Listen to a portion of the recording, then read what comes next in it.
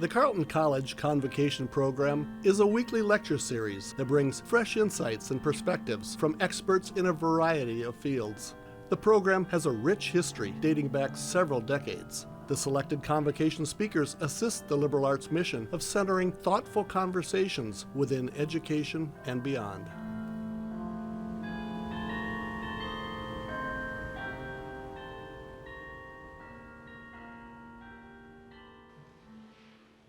Good morning and happy family weekend. My name is Grace Colburn and I'm a sophomore statistics major from Bainbridge Island, Washington. I'm sure many of you are as excited as I am to welcome your parents and other family members to Carleton this weekend. Today, I have the honor of introducing my dad, Gregg Colburn, an associate professor at the University of Washington's College of Built Environments.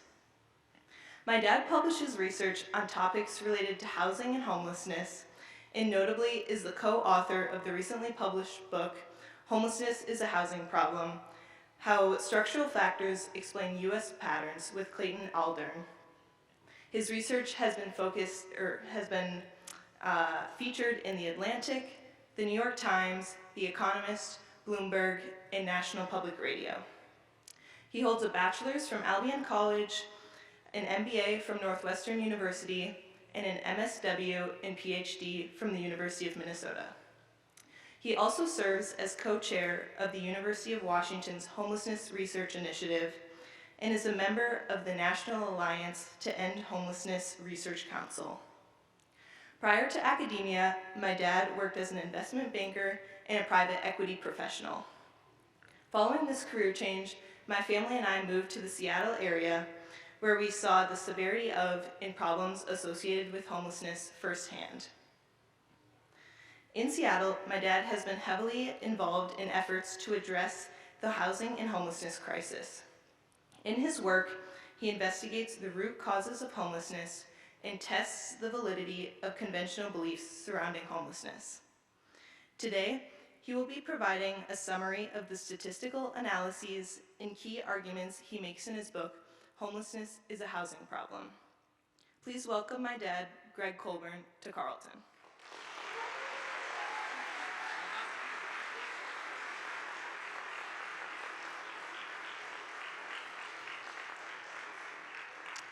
Good morning, all. We appreciate the Seattle weather to welcome us from the West Coast. Thank you, Grace. I've done about 80 book talks, and that's my favorite introduction that I've received. So it's awesome to be with you up here. So I'm going to start with a few general comments before I get into the narrative of the book here. And the first thing I want to do is thank Carleton. As parents, you go through the college search process and you're thinking about all these higher order issues in terms of academic reputation and teaching and professional development. And then when you drop your kids off, you're like, oh, I hope they have someone to eat dinner with. And so I want to thank the administration and faculty and friends and coaches and teammates and all the people that have welcomed Grace. It makes us feel really good to know that she's found a good spot here. I also want to bring greetings from the University of Washington. If you're a sports fan, it's the center of the college football universe this weekend as we host Oregon, and College Game Day is going to be there.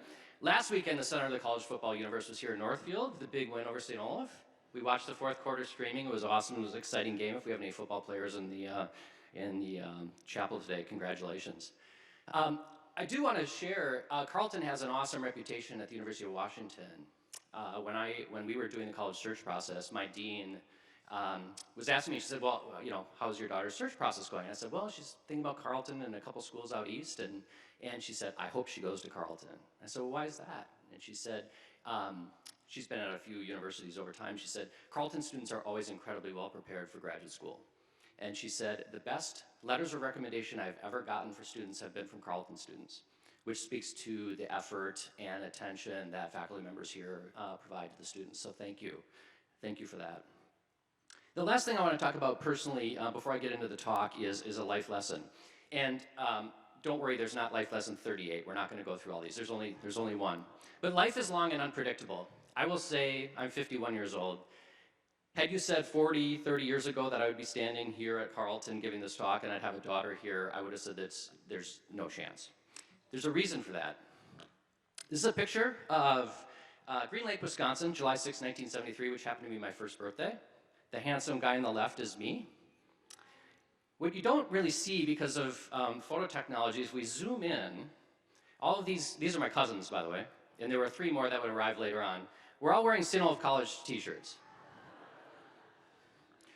So I have multiple generations of people who've gone to St. Olaf. My grandparents met here. My grandpa went to seminary. He was a professor at Luther Seminary up in St. Paul, and he concluded his career back at St. Olaf, where he taught in the religion and history department. So when I was a little kid, we were in Northfield all the time, and I never once stepped foot on this campus. My grandparents are actually buried here at Northfield Cemetery.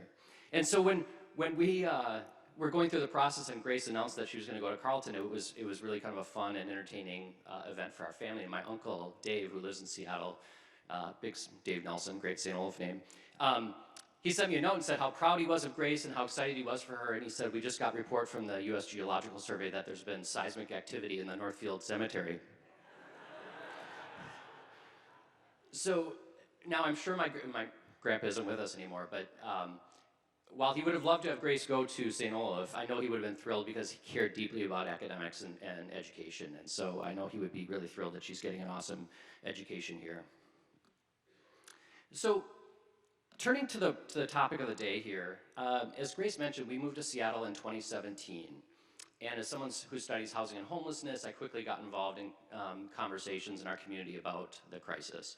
If you haven't been to Seattle or San Francisco or LA recently, the level of homelessness and kind of despair is pretty staggering, and it's really highly, highly unfortunate. And as someone who thinks about this and as someone who thinks about markets and the interaction of policy and markets, I quickly came to the conclusion that we as a community, that includes people who write in the Seattle Times, elected leaders, community leaders, just people walking around, didn't understand what was going on and what was driving this crisis. And in the absence of a clear explanation of the crisis, multiple explanations flourish. I call it playing whack-a-mole. One day it's drugs, one day it's mental illness, one day it's poverty, one day it's laziness, et cetera, et cetera, et cetera. And the problem with that is that if we don't have a firm understanding of the driver of this crisis, it makes it really hard to respond in an effective way. And as citizens who are just walking around saying, well, we spent X million dollars, the problem's gotten worse, obviously this isn't working, and we throw our hands up. And that then makes it much more difficult to make the level of investments that we need to end this crisis. So the purpose of the book was not necessarily to break a lot of new ground research-wise. We've kind of known in the academic community for about 20 years that there's a strong relationship between housing market conditions and rates of homelessness. But it was really to take that information, layer on our own research, and translate this for a general audience of readers. And we've been really pleased that it has gotten a lot of attention around the country. I've been to, I don't know how many states, talking about this book, which is really encouraging and really sharing the message about what's fundamentally driving this crisis such that we can focus our time and attention and resources towards ending this crisis. So for those of you who are students, if you go to graduate school, especially in the social sciences, you'll spend a lot of time thinking about causation, taking class in causal inference, causal inquiry, what causes something to happen. In the social world, causation is hard because human beings are complex. That's just a fact. And homelessness, while I've never experienced homelessness, I haven't experienced housing precarity, I've talked to a lot of people who have and interviewed them, each story is unique and it's highly, highly complicated. All sorts of factors come together to produce this outcome. And so when we think about the question of what causes homelessness, there are a lot of different ways of potentially coming up with that, with an explanation or response to that question. One of them is we ask people who are experiencing homelessness, why are you homeless? So each jurisdiction in the United States every January does a point-in-time count, which is in essence an estimation of the homeless population. So the first time I did this was in Minneapolis. It's done in January. And so you're walking around January 25th in Minneapolis at 2 in the morning. It's a very, very profound experience. If you haven't done it, I highly, highly recommend it. It's a huge service to the community. It also puts things in perspective. And so as part of that point-in-time count, we'll ask people, why are you homeless? And people will give us very blunt and honest answers. My boyfriend beat me up and I ran. I drink too much. I got in a fight with my roommate, she kicked me out, and now I don't have a place to live. I got divorced, and now I don't have a place to live. And so we publish these things and we honor those explanations, and the Seattle Times gets a hold of them and publishes this and says, here's the causes of homelessness, and I kind of scratch my head. Who am I to tell someone experiencing homelessness that that's not the cause of their homelessness? That's certainly not my position. But I also fundamentally do not believe that divorce is the cause of homelessness. My wife Jen is here right now. At some point she's going to say, why do you keep talking about us getting divorced? We're not getting divorced, by the way. But the point is that if we were to get divorced tonight, neither of us would be homeless tomorrow. So the context in which all these things happen really matters. Really matters. And so what we try to do in the book is to honor these explanations, but draw a distinction between what we would call precipitating events and what would be a root cause. Getting in a fight with one's roommate is a precipitating event. And that might lead to a catastrophic series of events resulting in homelessness. We would call a deficit of affordable housing and inaccessible housing a root cause of the crisis. So the way that we draw, or to highlight this for you, is to use, I think this is a metaphor. Maybe we have some English professors here who could help me. It's a metaphor or an analogy, one of the two. But imagine a game of musical chairs. 10 friends, 10 chairs. We start the music. Everyone walks around. The leader pulls a chair out. We now have 9 chairs and 10 people. Music stops. Everyone scrambles for a chair. And in this case, Mike loses the game. And Mike had recently sprained his ankle, was on crutches. So if ESPN was there and filming this and said, Mike, why'd you lose the game? What would he say? Had a bad ankle. And everyone would nod. Yep, Mike had a bad ankle, therefore he lost the game. If we take a step back and ask the question, why didn't Mike have a chair? It's because we didn't have enough chairs. If we had 10 chairs, Mike would have found one. He might have hobbled over. It may have taken him longer, but he would have found a chair. What happens when we have a deficit of chairs or a deficit of housing is that people who are vulnerable in some way, shape, or form are going to lose the game.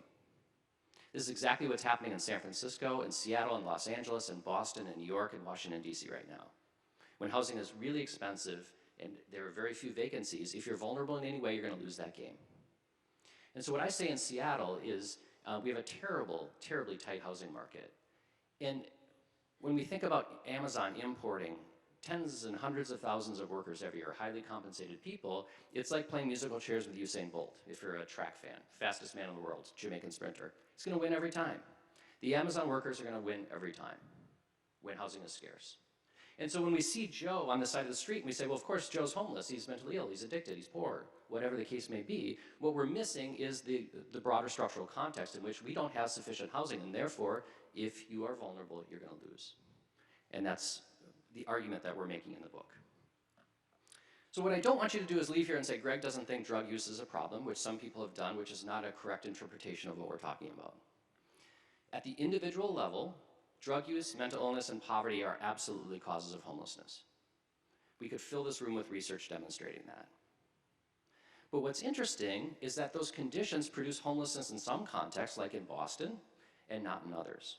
And that should cause us to say, what's going on? So the question we pose in the book is, why do rates of homelessness vary so widely throughout the United States? Seattle, for example, has 5 times the per capita homelessness of Chicago. And the reason we ask that question is to really say, if we can understand the fundamental drivers of regional variation, it should tell us something about the fundamental nature of this crisis. And we can then devote our time and energy and resources towards that fundamental explanation. Commonly, people will say, well, if drugs, mental illness, and poverty cause homelessness, if we have more people with those conditions in a city, we'll have more homelessness. That's a perfectly logical explanation for regional variation, but it turns out it's not true. So it's a book about cities, not about people. This doesn't mean that person-focused research isn't important. It absolutely is. But this is really a book saying, what the heck is going on in Seattle? And the thesis is that tight housing markets accentuate vulnerabilities. And then these individual factors that we all talk about and think about and read about in the newspaper are the sorting mechanism. They identify the people who are most likely to experience homelessness. And then that leads all of us to potentially an incorrect assumption about the causation, because who do we see on the street? The people who are vulnerable. Therefore, we equate the vulnerabilities with this outcome. This might be pretty small for those of you in the back, but the gist of this slide is just to demonstrate for you that there is variation in rates of homelessness. One of the complicating factors in this is some jurisdictions count at the city level, New York City, for example, while other jurisdictions, Hennepin County, which is Minneapolis, they count at the county level. Because homelessness is more pronounced in the urban core, city-based counting will produce higher per capita rates. Counties will be lower because you're including suburban locations. So we can't compare King County, Washington to New York City, because that's an apples to oranges comparison. But if we compare city to city, what we'll see is there's about a 5-to-1 relationship between New York City and Indianapolis. So we're not talking 20 or 30% difference, we're talking about 5 times. This is massive variation. When we move to counties, the numbers are lower because we have the suburban phenomenon, but the same dynamic exists. It's a 5-to-1 relationship between Cook County and, I don't have my glasses on, LA County is the highest. Okay. So that's the variation we're trying to explain in the book. So the logic that we pursue is we take all the conventional explanations for homelessness and we test, using very basic statistics, does this help us understand regional variation? If it doesn't, we cross it off and we move to the next explanation. And if there are economists or statisticians in the room, we purposely didn't do complex models in the book because people don't understand them. As soon as you say coefficient, people start to nod off. Okay? But there is ample, we've done our own, and there's ample research if you're so inclined to identify the fact that housing costs always emerge, even in very complex models, as a causal driver of homelessness. But these bivariate graphs or figures that we show are pretty compelling, and they tell an interesting story. So to orient you, you're going to see a few of these. The x-axis, or the bottom axis here, would be the variable that we're testing, in this case poverty rates. That would be the percentage of people below the federal poverty line in a county or a city. The y-axis is the per capita rate of homelessness in that jurisdiction. And each dot represents one of those cities or counties each year between 2007 and 2019. So what's interesting here, and for those of you who've taken basic statistics, R squared is a measure of variation explained. As that number gets closer to 1, it's a more powerful explanation. As that goes to 0, it's just dots on a page. So we see a modest relationship between poverty and homelessness here, but it is, somewhat surprisingly, in the opposite direction of what we would assume. We know that poverty causes homelessness. We will never dispute that, but cities that have the highest poverty rates have lower rates of homelessness. So the dots in the lower right-hand corner are cities like Detroit, Cleveland, St. Louis, Baltimore, cities with the highest poverty rates in the United States, who have far lower rates of homelessness than exceedingly affluent cities like Boston, Seattle, and San Francisco. So the problem in Seattle is not that we have more poor people. In fact, we have fewer poor people than a lot of places in the United States. So homelessness thrives amidst affluence, not amidst poverty, which is a total head scratcher. Serious mental illness. No doubt, as I said, serious mental illness increases the risk of experiencing homelessness. This data and the drug data is all at the state level. The federal government collects this, and it's better at the state than the local, but it's the same logic. This is rates of serious mental illness in every state in the nation in each of the year in our sample. And what you'll see is there is zero relationship whatsoever to rates of mental illness and homelessness. There are mentally ill people in Chicago and Cleveland and Detroit and Baltimore, just as there are in Seattle and San Francisco, and not at disproportionate rates in either place. The consequences of mental illness are certainly different in Seattle than Chicago, but it's not that we have more mentally ill people. That's just categorically false, even though that's a compelling narrative. This is substance use disorders. There are people using drugs in every city. And this is when people start to get a little angry with me. People want this to be a drug problem. And when I make the opposite argument, I get all sorts of angry emails, including one to the University of Washington provost when they said, "How dare you use public funds to pay this guy's salary?" This really triggers people. It really triggers people. And part of it is because they're frustrated at seeing open drug use in the streets of Seattle, and I understand. That can be true, that can be frustrating at the same time that we can have a structural understanding of this crisis. They're not mutually exclusive. So this is drug use. Throughout the United States, what you'll see is zero relationship between drug use and rates of homelessness. And so when people challenge me on this, my response is, if you fundamentally believe that this is a drug crisis, you need to explain for me why West Virginia doesn't have a massive problem with homelessness. It's the home of the opioid epidemic. It has ravaged communities in that state, but they don't have anywhere near the rates of homelessness of other cities. So are drugs a precipitating event? Absolutely. Do we have a drug problem in Seattle right now, a fentanyl crisis? We absolutely do. But I say, if I had a magic wand, and I wish I did, and could end all mental illness and all drug use tomorrow, we would still have a problem with homelessness in Seattle. It might manifest itself differently and look different, but the fundamental problem of lack of affordable housing still exists. The other point that's super important, and we have lots of research to demonstrate this, is the causal arrow goes in both directions. So mental illness and drug use certainly cause homelessness, no doubt. We also know that homelessness causes mental illness and addiction. We're creating a behavioral health crisis by not housing people. And I say this, and it's not a joke. If I were experiencing unsheltered homelessness on the streets of Seattle, I would medicate. It wouldn't be red wine, which is my go-to medication right now. Okay. We know that it's a coping mechanism, and that if you have zero hope, that people end up using substances. And the rates of trauma and abuse that people experiencing homelessness are exposed to, it is not a surprise that if we leave someone on the street for a year that they develop mental health issues. It's just a natural human response to being in trauma. So while prevalent, these explanations don't really hold water. Race. We can't talk about homelessness without talking about race.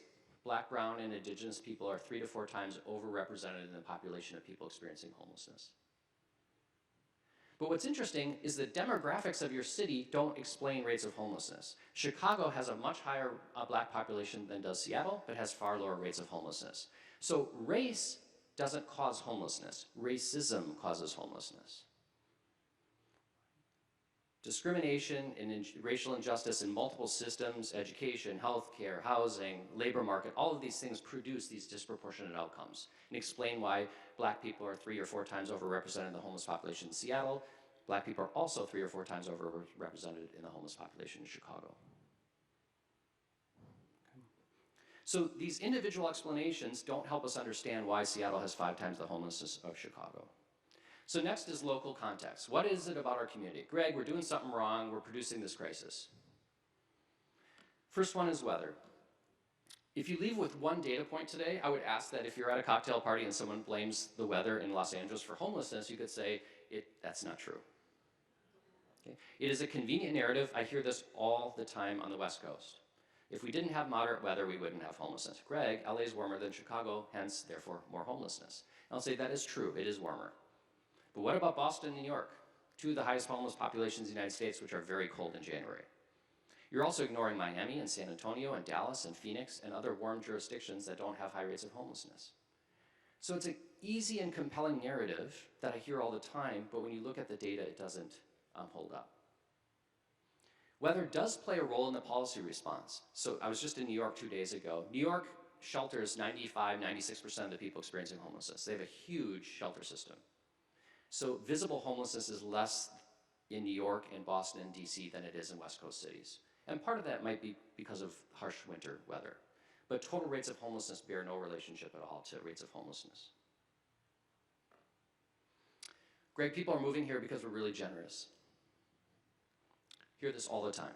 I first heard this in Minneapolis when I was working on my PhD, and people were blaming Chicago for Minneapolis' homelessness problem. Well, it's people from Chicago. I said, oh, really? So we studied that, and we didn't find any evidence. In my first meeting in Seattle, someone said, well, we're a magnet for homelessness, Gregg. And I said, oh, that's interesting. That's what Minneapolis said. Where are your people coming from? California. I said, okay. So then I've been to California more times than I can count, and they said, we're a magnet for homelessness because we have warm weather and generous benefits. So, well, it can't be because you're shipping your people to Seattle. I said, where are your people coming from? Texas. We include a story that was in the Washington Post about Middletown, Ohio, who believed that they were a magnet for homelessness.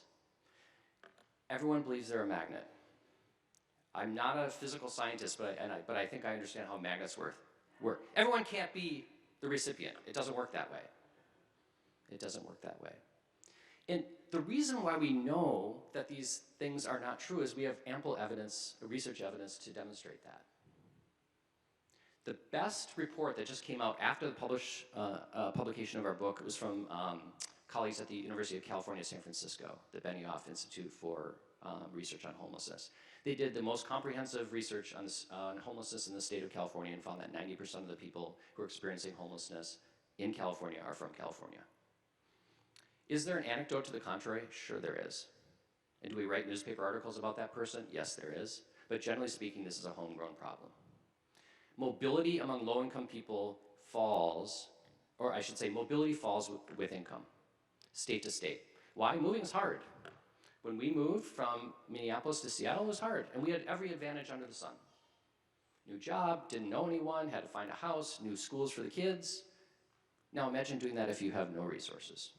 And so when people say in Seattle, Gregg, why don't they just leave? I don't say, and go where? Topeka? How are they going to get there in the first place? And then if they do get there, what are they going to do? Social networks are important to all of us. They become increasingly important the less resources that you have. And so if you have a family member who's the only one who can take care of your kids when you're working in Seattle, are you going to move to Topeka for cheaper housing and more generous benefits? No, it's not the case. The other problem is that we'll have journalists walking around and they'll ask people where you're from. If someone stopped me on the streets of Seattle and said, Gregg, where are you from? I'd say, I'm from Minnesota. I've lived in New York, I've lived in Chicago, I've lived in Minneapolis, I've lived in Seattle, but I consider myself a Minnesotan. This is where I was raised. I still cheer for the Vikings. But if I experience homelessness tomorrow in Seattle, it's not a mobility story. I've lived there for 6 years. It's something happened and I had a cascading events and now I'm experiencing homelessness. So these narratives are super prevalent and frankly troubling because they make understanding the drivers of this more difficult.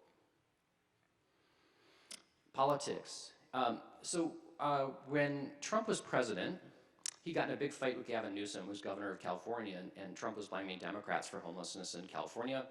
Newsom was blaming the federal government for stepping back from funding low-income housing over 40 years, which is true. The federal government has stepped back. But neither of those explanations really hold water. If we want to blame Democrats, that's fine, and Democrats aren't blameless. But generally speaking, Democrats run cities in the United States. In our sample, which is the 30 largest metro areas, 85% of the time a Democrat was in charge. So if we want to blame Democrats, we would then need to understand why Democrats have not produced a homelessness crisis in Chicago and St. Louis and Baltimore and Cleveland and many other places that have been run by Democrats longer than I've been alive. So there's more to it than these simple explanations. So as you may have guessed, we get to our final category of explanations here after crossing off a whole bunch of other ones. And what we start to see is some more explanatory power here. And I joke, no one's going to give us a Nobel Prize for this slide. This is rents and rates of homelessness. Where rents are high, homelessness is high. Dun, dun, dun. We've known this in the academic literature for some time, but people are really resistant to acknowledging this relationship. A related variable is vacancy rates. This is rental market vacancy rates. 5% is kind of the neutral point for rental market vacancy rates. Below 5% would suggest you have a deficit of rental housing. When vacancy rates get below 5%, homelessness is high. And so when people get agitated or they're angry, they'll push me on this, and I'll say, give me an example of a city that's really expensive with low vacancy rates that doesn't have a problem with homelessness. And then I see people kind of looking up, and I'll say, I'll save you the time and energy. There isn't one. There isn't one. So is it a perfect predictor? No, but it's pretty darn good. If you just give me the rents and vacancy rates of a city, I can tell you with a fairly high degree of confidence if you're going to have a problem with homelessness. So the question then becomes we should want to know then, why do some cities have high rents and low vacancies? Is it because a bunch of people are moving there? Can we blame Amazon for this in Seattle? Partly. Massive tech boom, massive wealth boom. If you combine Microsoft and Amazon, it's one of the most rapid economic booms probably in our nation's history. San Francisco's had one that's been longer. Seattle's has been really, really quick. But what's interesting is when you plot population growth, and so when we think about supply and demand for housing, population growth is a driver of housing demand. More people moving, greater demand for housing. When you plot population growth and rates of homelessness, there's no relationship, which I thought I'd messed up these data when I ran this. But when I went in and looked at all these little dots, what I realized there are a bunch of fast-growing cities that have not had the same issues that Seattle have.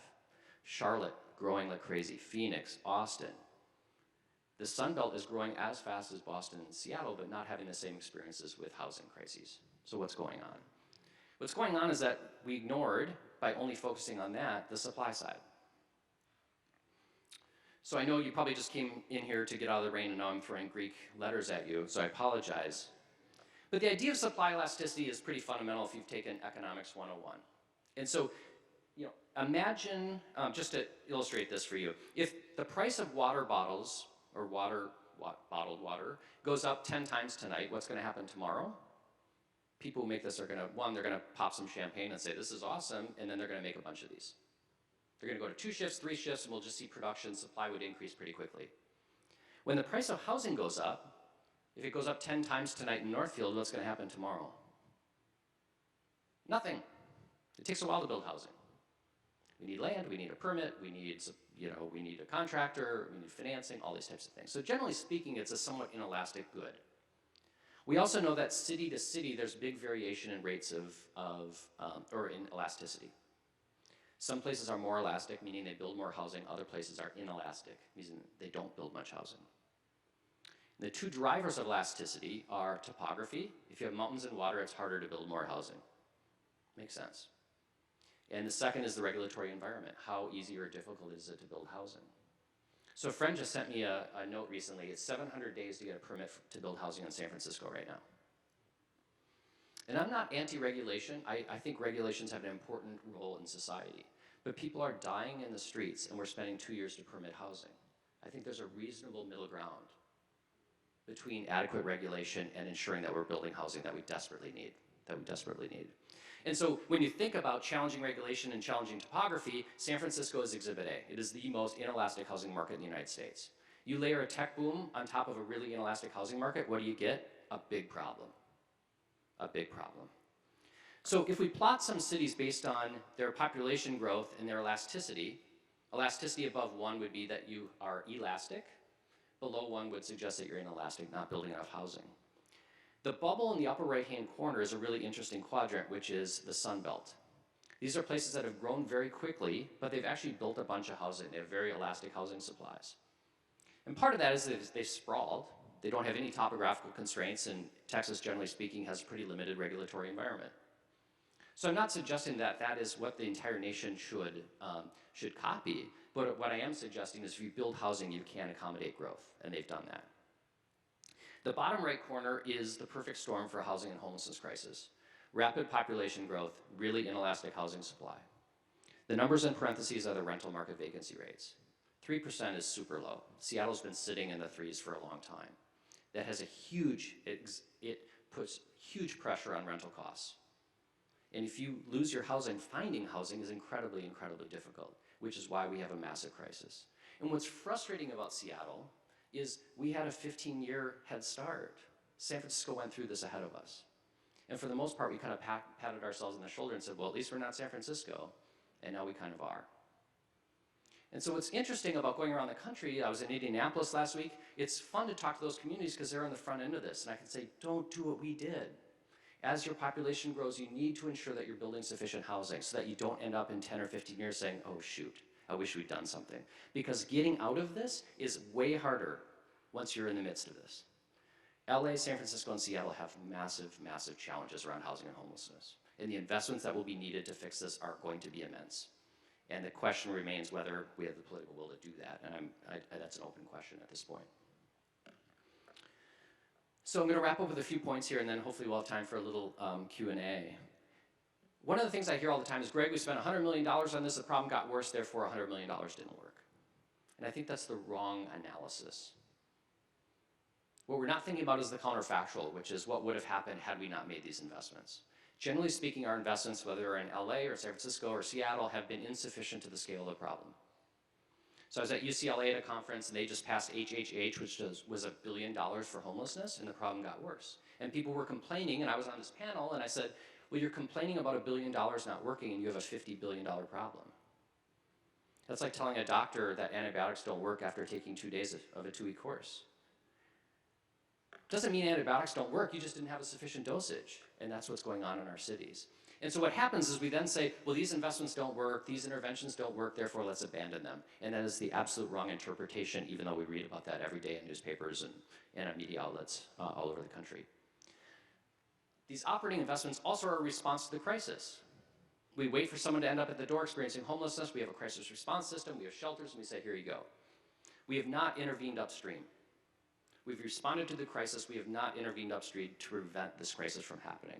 We need more housing construction, we need a lot more housing that's affordable for people with lower incomes. Without that, we will continue to have this crisis and it will continue to get worse. And I'm really fearful, and I say this in Seattle, we might think 2023 was the glory days. In 10 years, this might be far, far worse than what we are experiencing right now, and it's not good right now. One of the questions people will say, well then, who's responsible? Should it be private market development or public market development? And what I say is, it's like an exam, it's D, all the above. We need everything. We need private market developers to build lots of housing, and ideally multifamily housing. We need to be denser, we need to go up, we need to change land use. We also need to acknowledge that the private market alone cannot fix this. Building housing for people who can only afford $200 a month in Seattle, there is not a private market solution to that. So it's funny, with this talk, I've been accused of being a shill for corporate interest and accused of being a socialist. Same talk. Okay? There's nothing wrong with socialism, but I don't believe saying that there's a role for the public sector in providing housing for people with low incomes is socialism. You may disagree. The point is that we need all actors in society involved in this. I fundamentally believe that. So the goal of the book was to hopefully pull attention away from Joe, who's sitting on the side of the street, and really focus on the structural drivers of this crisis. And the reason why that's important is, and I see this every day when I'm in Seattle, if I walk by Joe and say, I feel bad for Joe, but Joe made some poor decisions, I can go about my day and feel good about myself. If instead I see this Joe's outcome as a confluence of structural factors over time, that then indicts Gregg Colburn and all of us in this problem, that we as members of the society have a responsibility. And that's a little scary, because these structural solutions are expensive and they take political will and they're difficult. It's much easier to just blame Joe. And I fundamentally believe that if we continue to blame Joe, we will not end this crisis, and in fact, it'll get much, much worse. And I fear that's where we're going. And so one of the final pushbacks I get from people is people say, well, Gregg, Joe's a mess. I'm not convinced housing is gonna help Joe. And I'll say, you know why I'm confident that it'll work? Is because we've done it over and over and over. Housing first and related interventions have been demonstrated with lots of research to be very effective in ending homelessness. The federal government, about 12, 13 years ago, said, we do not want men and women coming back from Iraq and Afghanistan to experience homelessness at the same rates that the Vietnam generation did. And that's good politics. Republicans and Democrats stood up and did that. And what do? We funded housing and services for people who needed it. And what happened? We cut veteran homelessness by 50% in 10 years. It's a remarkable achievement that doesn't get anywhere near enough attention. And when people say that this is a problem that can't be solved, that is categorically false. We just did it. It took political will and resources. So the question is not, and should not be, do these interventions work? The question is, will we extend this logic and these programs to a broader population of people? And to date, the answer to that question has been no. And we're living with the consequences. So thanks so much for being here on a rainy day. It's really an honor and privilege to be here, and I look forward to your questions. Thank you.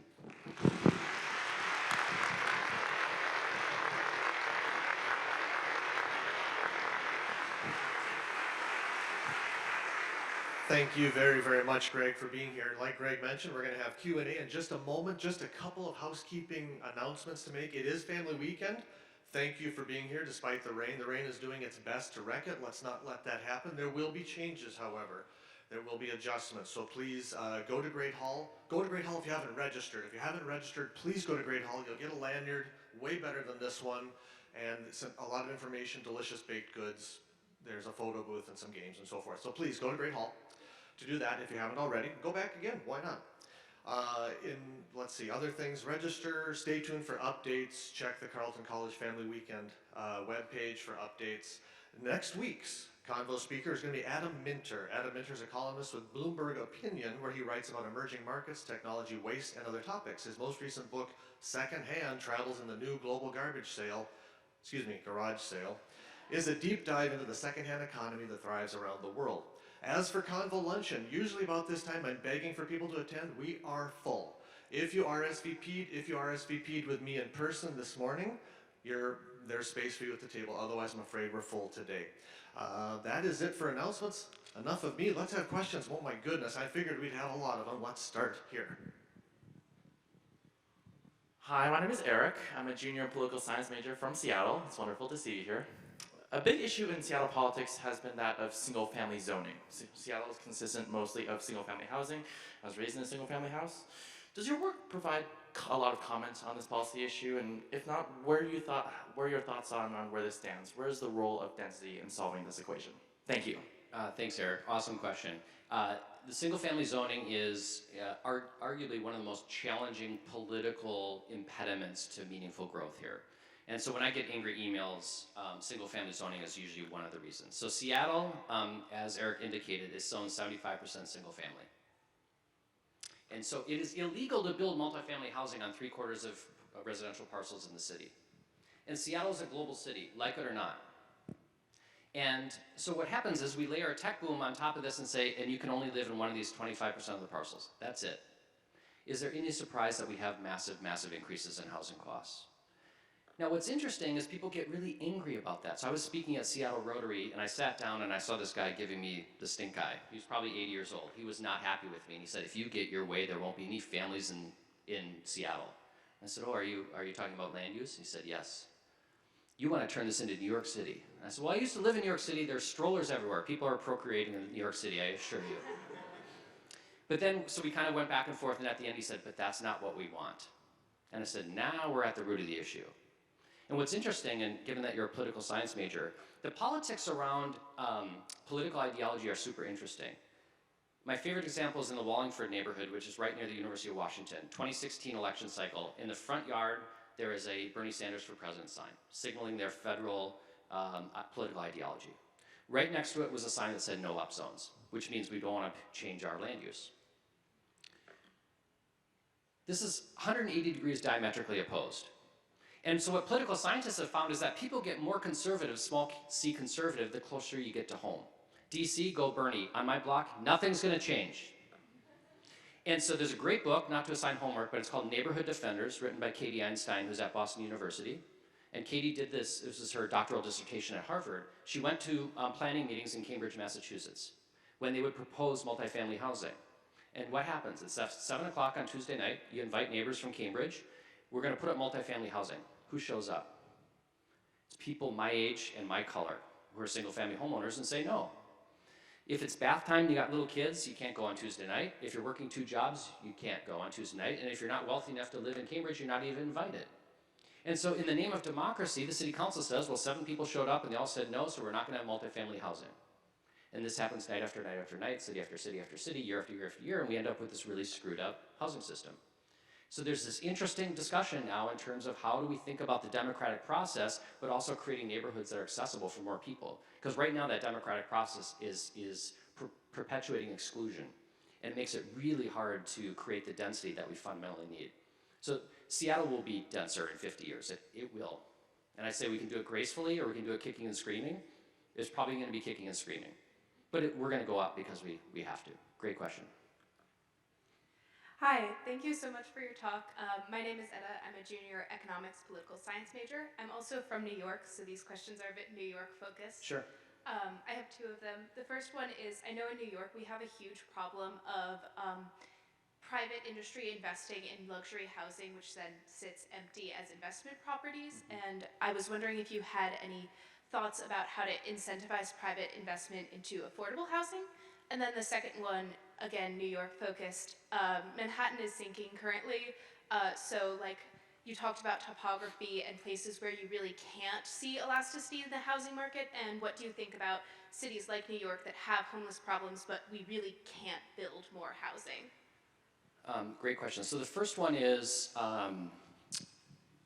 investors. And I'm gonna extend you said Etta, is that? Etta, thank you. So there's a category of questions that deal with people buying luxury units and they're sitting empty.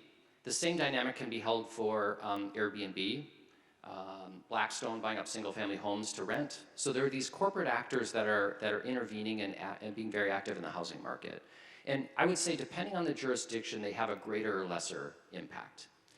If you're in Vail, this is a huge issue. Huge issue. In Seattle, what I say to people is we could outlaw foreign investment and we could outlaw Airbnb and we'd still have a housing crisis. Is it helping? It sure isn't helping. Is it the sole cause? No. The primary cause is just this fundamental demand-supply imbalance. And so I think it kind of depends on the situation. New York is just so massive. Is it an issue? Yes, it's probably not the primary one.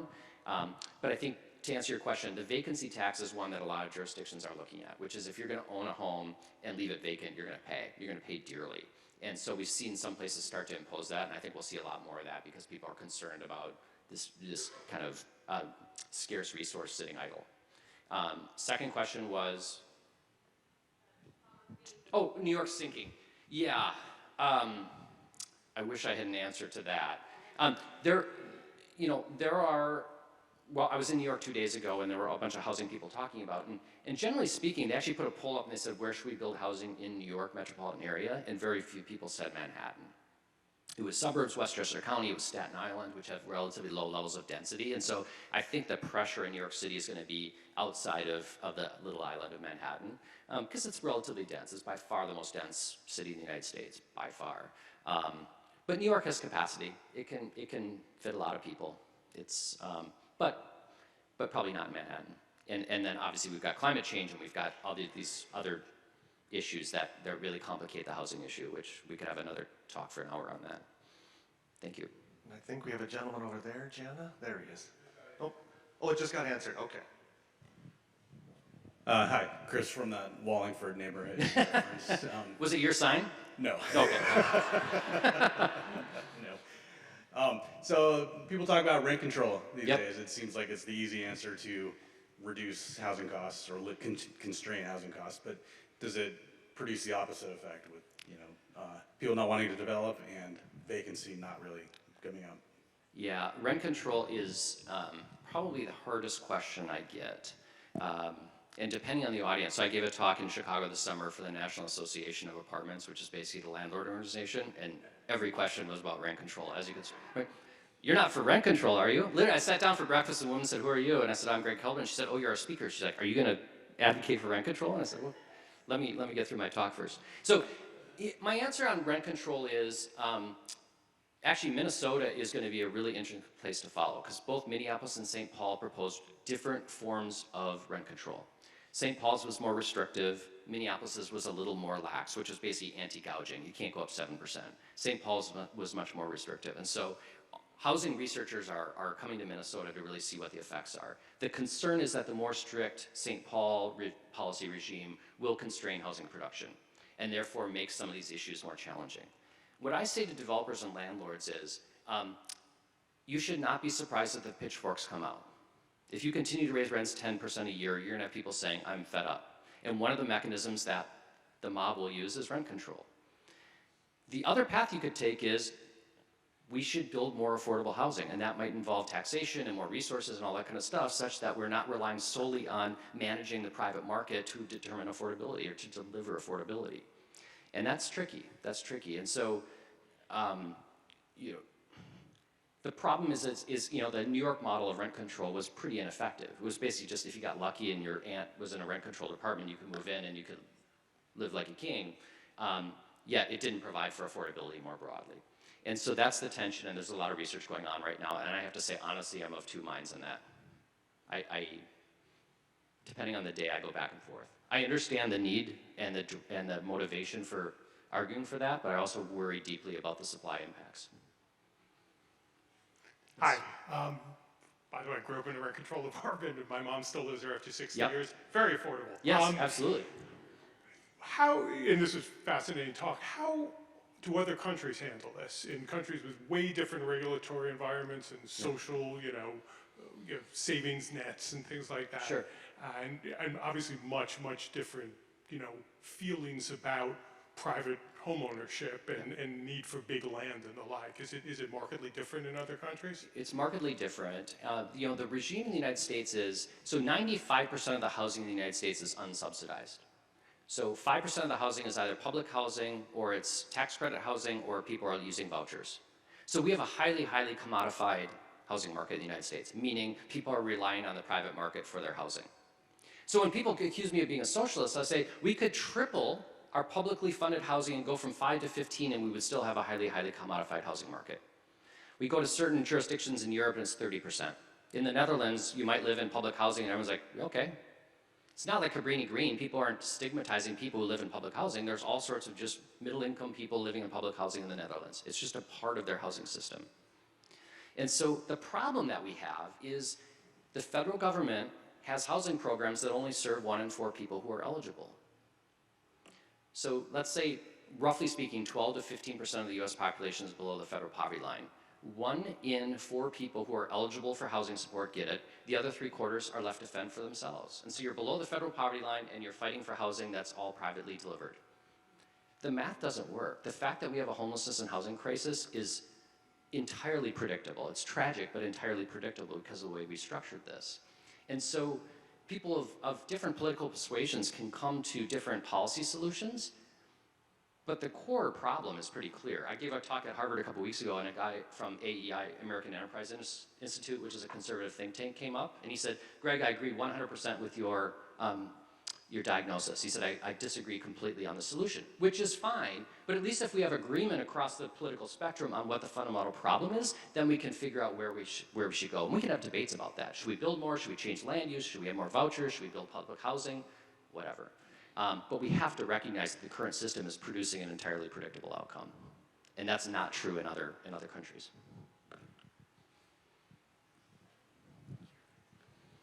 Hi, I'm Birgit, and I'm also from Seattle. I live right off of Rainier Avenue. So I have seen tremendous building of public housing and density in my neighborhood. And Seattle, like I'm sure many other West Coast cities, have also proposed a lot of funding, probably not anywhere near enough. But so my question is, like there was a proposal by King County to spend $11 billion, quote, end housing or homelessness within 5 years.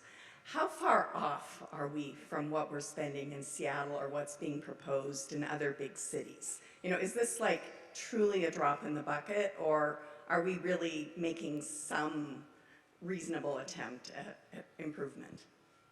Yeah, great question. So I think that the $11 billion number you're talking about comes from a McKinsey study. The global consultancy McKinsey came up with a study that suggests that we needed about $10 to $11 billion over 10 years to build 30,000 permanent supportive housing units. And that was pre-COVID, and so with inflation, it's probably $15 billion now. And so, well, if you're in Seattle, you're going to be voting next month for the Seattle Housing Levy, which is $970 million. And I was on the technical advisory committee for that, and we were debating on how big to make it. And it's property taxes, so people are going to pay, I think the number's about $300 a year of additional taxation for that, which I hope everyone votes for it. We desperately need it. My role in that committee, and there were probably 25 of us in the room at City Hall, was what's the messaging around this? Because we need $15 or $20 billion. We're going to raise $970 million. It's not going to end homelessness. Will it help? Yes. We'll be better off because we have it. But that's a tough political message to deliver. Like, I want you to vote for this. I want you to spend more money and also know that this isn't going to end the problem. And you know, we have that problem in Seattle. California has that problem, you know, 5, 10 times us. And so I wish I had a better answer for you, but yes, the dollars are not sufficient. And part of the problem, and this gets back to the last question, is we think of housing as a private good in the United States. So the Puget Sound region just passed $55 billion for transit. And that was a fight, but that's a lot of money. And so I had a meeting with Governor Jay Inslee, Washington's governor, recently, and he had read the book, and he said, Greg, I really like this. I want to do something really big. I want to do $4 billion for housing.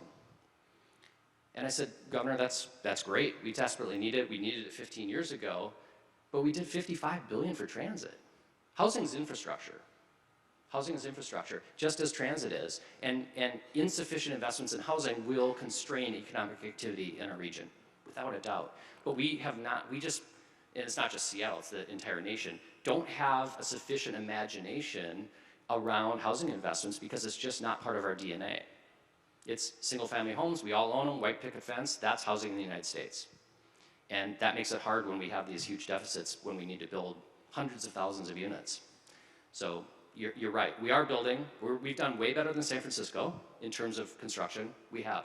But it's still not sufficient to the need, unfortunately. And I believe we have one right here. If we can pass the mic, actually, Jana, then we're going to have time for one more after that. Thank you for your talk. David Horn, I'm from Washington, D.C. You talked about a lot of the federal overlays and regulatory issues.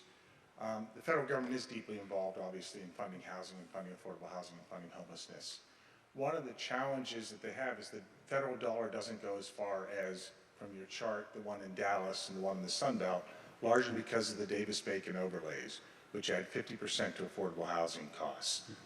Have you addressed those at all in your book or in your discussions with some of the local leaders? Yeah, and just so I understand the question, the point being that depending on the jurisdiction, dollars don't go as far because construction costs, land costs, regulations are all pretty high. Is that kind of the gist? Right, but largely labor costs. Yeah, I mean, for it's sure. 50% higher. Absolutely. for that. So you're exactly right. And this is true city to city. It's also true from suburb to suburb in the sense that should we be building housing where land is cheaper within a city? That's a separate question. So the labor point here is fundamental in the sense that land costs are super high in the coast, but labor costs are significant. So if you're going to build affordable housing in Seattle, you have to pay prevailing wage, which is in essence kind of union wage. And so if you're building public housing with tax credit, affordable housing with tax credits, you have to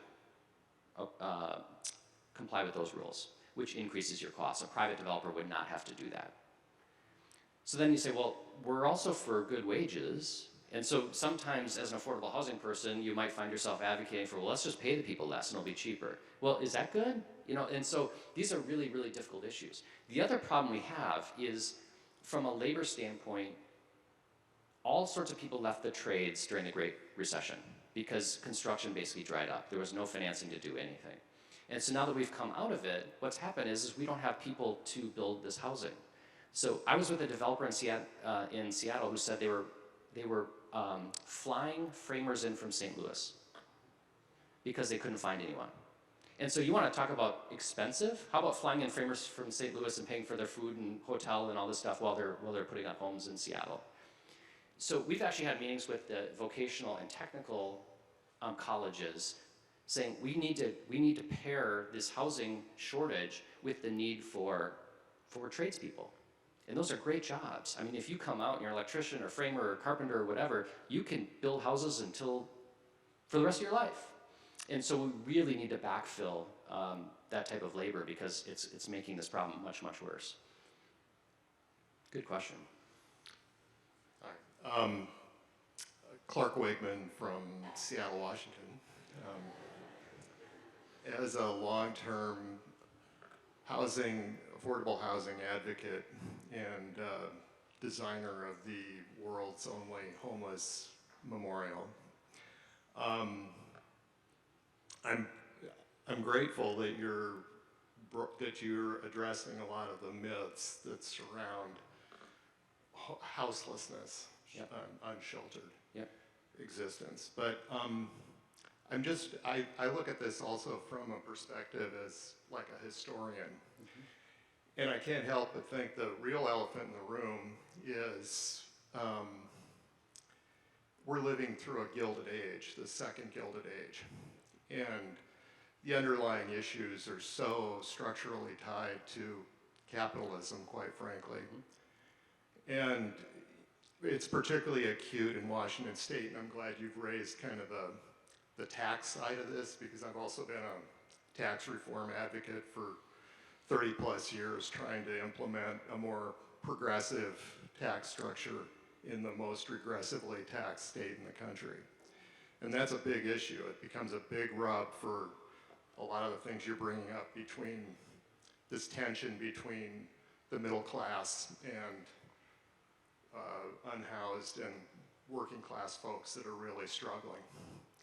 So I guess what I just wonder if you can broaden that a little bit and maybe address some of those kind of broader issues, because I think while it's really important to focus on housing as fundamental, there's all these other things like Fed policy, asset inflation, all of these other economic drivers that are really exacerbating the problem to the point where we're seeing this last year, we go out, I work with a group called Women in Black, and we stand vigil for folks that die on the streets. And we hit over 300 last year, and this is in King County, which is a huge number. I mean, when we started standing 22 years ago, we were horrified that there were maybe 10 or 12. Now we're over 300. So anyways, I just Thank you. Add that. I agree completely with the broader framing of this. What I say to people is we could have written a book that was called Homelessness is a Poverty Problem. We could have written a book that said that this is an economic inequality problem. We could have written a book that said that this is a racial injustice problem. So clearly this is not the only framing that you could present to understand homelessness. Clearly the economic inequality is a major, major challenge, especially in a place like Seattle and San Francisco. And it exacerbates the housing market problem. And so we had this question in New York 2 days ago, and my point was, if you layer huge economic inequality on top of a housing shortage, you end up with a really big problem. Detroit is actually a pretty unequal city. Everything's lower, wages are lower, but the difference between high and low is still pretty significant. What the difference is they have abundant housing. And so it's kind of a vicious cocktail of factors in Seattle. And so some people will challenge me and say, Greg, this is ultimately just a poverty problem. Why are you framing housing? And I'll say, you're right. But we have an $18 minimum wage, 18 and change in Seattle right now. What minimum wage would we need for people to afford housing in Seattle? 40? 50? The chance of that being passed is 0. And so fundamentally, do we need better wages for people? Absolutely. We also just need housing that's accessible. And so it's a yes and. I completely agree, and I appreciate your commitment on this issue. And I'm afraid on that note, we have come to the end of our time. Thank you very much, Gregg, for being here. Thank you all for being here as well.